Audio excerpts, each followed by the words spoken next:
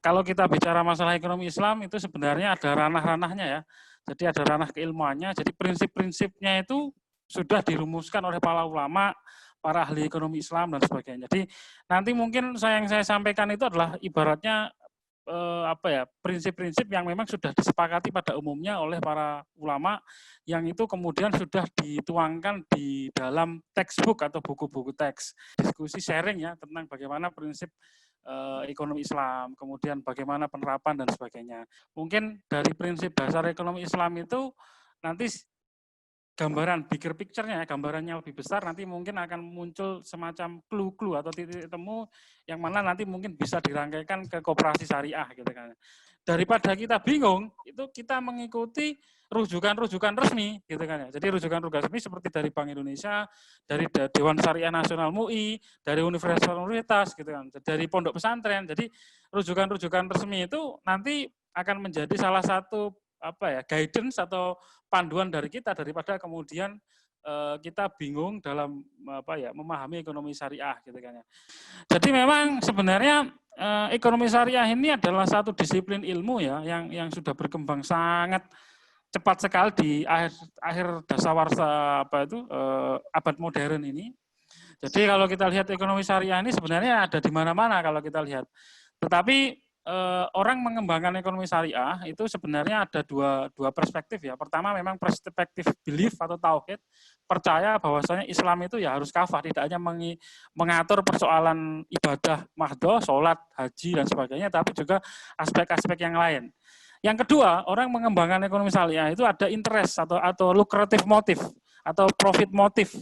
Dalam arti kalau kita lihat kenapa kok Jepang, kemudian negara-negara Eropa itu kemudian membuat bank syariah, membuat atau membranding sebagai destinasi wisata halal, atau kemudian memfasilitasi berbagai macam aktivitas karena mereka tahu bahwasanya orang-orang Muslim itu punya kepercayaan bahwasanya tidak hanya beribadah itu tidak hanya seputar sholat, tidak hanya seputar haji, kemudian tidak hanya seputar zakat, tapi juga ada aspek-aspek muamalah. Jadi mereka memfasilitasi itu karena memang ada profit motif gitu kan. Dan itu dalam Islam sah-sah saja orang berbicara masalah motif gitu kan. Motif keuntungan juga sah-sah saja. Materi kita ini adalah tentang mengenal ekonomi syariah, tetapi ini kalau kita mau kenalan ekonomi syariah, apa yang saya sampaikan ini hanya kenalan luarnya. Jadi Bapak Ibu sekalian, kalau mau kenalan ekonomi syariah ya saya berharap di era yang semakin maju seperti ini monggo curiosity-nya atau rasa keingin tahuannya dibangun dalam arti bisa membaca nilai-nilai dan prinsip dasar ekonomi syariah. Ini bisa jadikan panduan. Jadi nanti saya akan menyinggung singkat juga di sini. Monggo Bapak Ibu bisa nanti membaca yang perlu dipahami sebelum kita beranjak secara teori ya. Pertama itu adalah apa sih yang membedakan antara ekonomi Islam dengan ekonomi konvensional? Itu pertama adalah satu kata tauhid. Jadi tauhid itu beriman gitu kan. Jadi implikasinya adalah apa? Kalau kita belajar dalam konteks keilmuan ekonomi syariah itu menghadirkan Tuhan, menghadirkan Allah Subhanahu wa taala ya. Yang kita pahami adalah menghadirkan Allah Subhanahu wa taala karena sebenarnya sekarang itu lahir yang namanya disiplin keilmuan namanya religion economics atau ekonomi agama.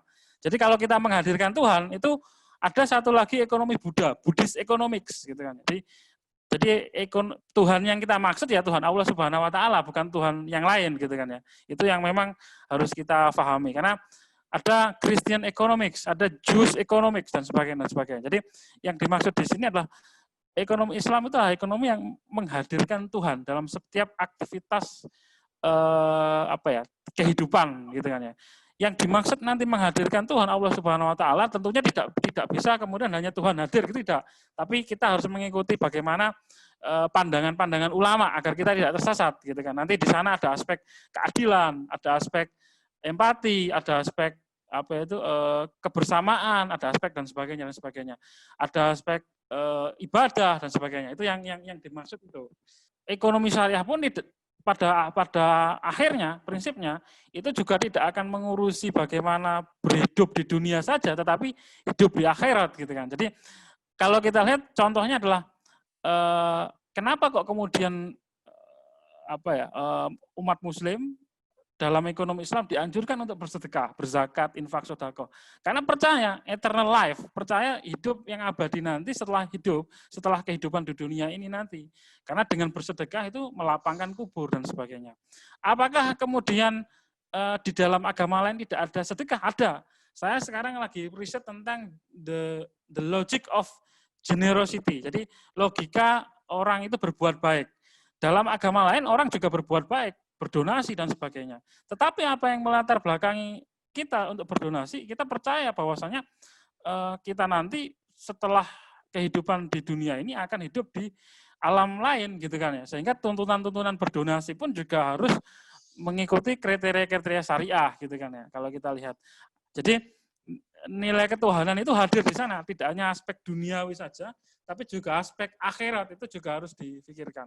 Kemudian ada moral, ada norma, ada dogma, ada keseimbangan material dan spiritual. Ini yang penting sekali. Kalau dalam ekonomi konvensional atau ekonomi pada umumnya, ya yang materi saja yang dikejar. Orang itu yang namanya bahagia ya harus nyari uang sebanyak-banyaknya gitu kan ya.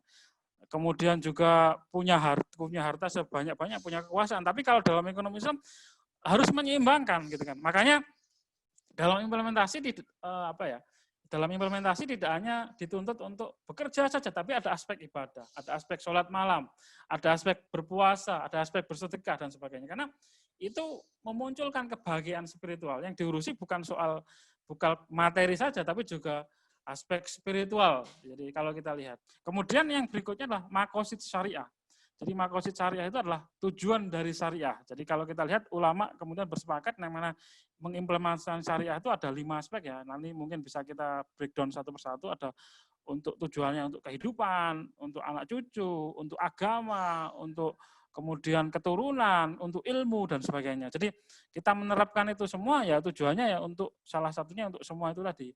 Jadi ekonomi Islam itu sebenarnya adalah menghadirkan syariah dalam artinya adalah mengikuti perintah dan larangan Allah Subhanahu wa taala. Jadi untuk mengikuti perintah dan larangan Allah Subhanahu wa taala ya sekali lagi konteksnya adalah kita menafsirkan berdasarkan pandangan-pandangan ulama ya. Kalaupun itu ayatnya sudah jelas ya kita bisa mengikuti, tapi kalau artinya belum jelas kita harus, makanya penting sekali untuk senantiasa mengaji gitu kan, mengkaji. Jadi mengaji dan mengkaji. Kemudian Islam itu juga memberikan kebebasan, kalau kita lihat ekonomi syariah ya, itu juga memberikan kebebasan, cuman kebebasan yang terikat dengan syariah. Makanya syariah itu secara definisi adalah jalan sebenarnya. Karena kan apa? Ibarat jalan atau guidance atau panduan, karena kita berharap selamat dunia dan akhirat tadi gitu kan ya. Ada tanggung jawab sosial. Jadi asasnya tanggung jawab sosial itu adalah dalam ekonomi syariah itu sangat mengedepankan sekali zakat, infak, sedekah. Jadi bahkan ukuran kunci sukses dalam ekonomi syariah itu bukan kok kemudian seseorang atau perusahaan itu yang kemudian berlomba-lomba membangun gedung yang tinggi, itu penting mungkin dalam satu aspek, tapi juga bagaimana punya tanggung jawab sosial. Zakatnya ditingkatkan nggak? Mau peduli sama orang lain, mau berinfak, mau bersedekah, mau berwakaf, ya karena belief atau percaya bahwasanya ada kehidupan kelak gitu kan. Ini adalah salah satu yang kemudian melancarkan kita, semakin kita banyak bersedekah, semakin melancarkan kita nanti kemudian di kehidupan yang berikutnya. Ini yang tidak ada dalam konteks ekonomi konvensional. Karena ekonomi konvensional tidak bisa melihat kehidupan di alam barzah. Setelah kita mati tidak ada kehidupan gitu kan. Ya, kalau dalam ekonomi Islam sangat ada sekali maksudnya. Karena apa? Tujuannya mencapai kesuksesan dunia dan akhirat. Kalau dalam ekonomi konvensional ya itu dia bersifat humanis. Ini yang membedakan ya. Humanis itu artinya ya kita sistem yang dibuat oleh manusia dan hanya berorientasi untuk memenuhi keinginan dan kebutuhan materialnya saja.